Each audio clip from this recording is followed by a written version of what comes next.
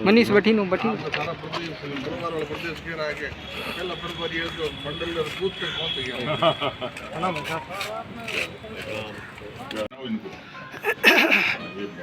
आ जाओ आओ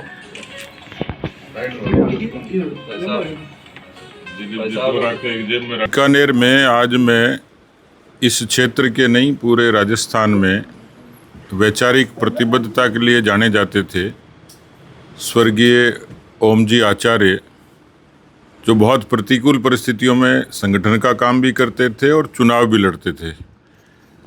आजकल क्योंकि पार्टी के प्रशिक्षण शिविर चल रहे हैं पूरे देश भर में, भारतीय जनसंघ से लेकर भारतीय जनता पार्टी तक एक बड़ा लंबा इतिहास है।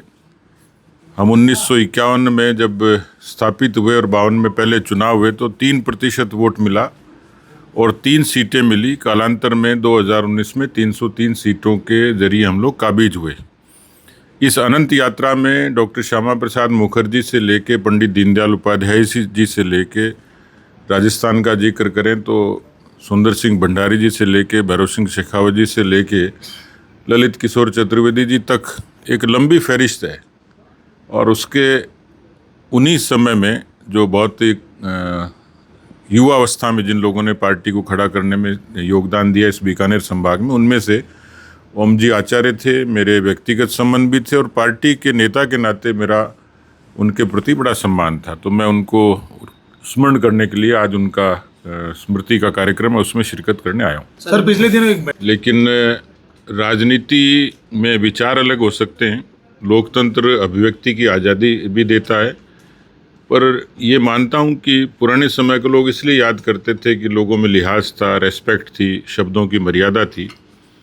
तो मेरी सीधी सीधी सी नसीहत है कि आदमी, क्योंकि ऊपर भगवान है, बीच में न्यायपालिका और उसके बाद जनता की अदालत है। जनता वोट देती है, नेता बनाती है। हो सकता है कि लोकतंत्र ने अभिव्यक्ति की आज़ादी दे दी हो, लेकिन फिर भी समाज एक गरिमा की, एक आचरण की और शब्दों की मर्यादा की अपेक्षा रखता है। वो किसी भी राजनेता को रखना चाहिए, वो चाहे हनुमान बेनीवाल जी हों या कोई भी हो। तो मुझे लगता है कि आदमी शब्दों से ही बड़ा बनता है, आचरण से ही बड़ा बनता है। तो विरोध करिए, तार्किक रूप से करिए, अच्छे तरीके से करिए, प्रबल तरीके से करिए, जनहित के मुद्दों के साथ करिए। तो मेरा यही मानना है कि राजनीति करिए, लेकिन शब्दों की मर्यादा के साथ।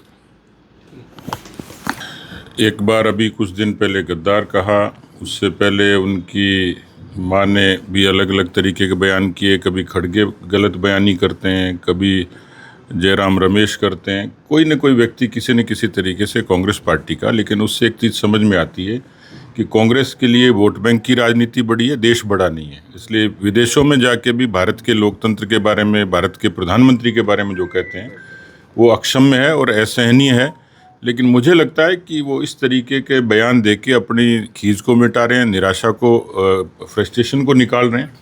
भारत की जनता उनके आचरण को देखती है और उन्होंने इस बात को ध्यान नहीं रखा, इसलिए भारत की जनता ने उनको हाशिए पर रखा।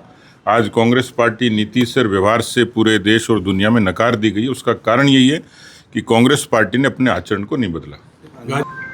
देखिए, पहली बात तो जिस तरीके का वातावरण बनाया गया कुछ लोगों द्वारा, और उसमें भी जो बातें हुई हमारी कि वोट बैंक की पॉलिटिक्स को प्रोटेक्ट करने के लिए इस तरीके के एलिमेंट्स को पनपाया गया, उनको प्रश्रय दिया गया। इस घटना की जितनी निंदा की जाए कम है।